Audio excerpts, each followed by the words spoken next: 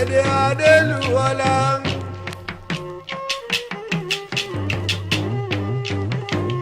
Adélùwọlá ará Èrúwọ̀n ọmọ Ṣàgà.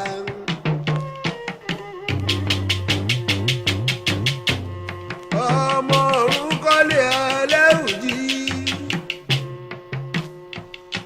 Ọmọ Akálù ọmọ Ayígìrì. Ọ̀ṣọ́ èjìdí Èrúwọ̀n. Ọmọ ọba láyérí. Ọmọ ẹ̀gúrọ̀ ọkọ̀ ọmọ èjìdí lọ́gbọ̀n agogo. Ọmọ Eríjògùn ọlá. Ọmọ àbàtà bútú ọlọ́rọ̀ ọmọlé ẹ̀mọ́.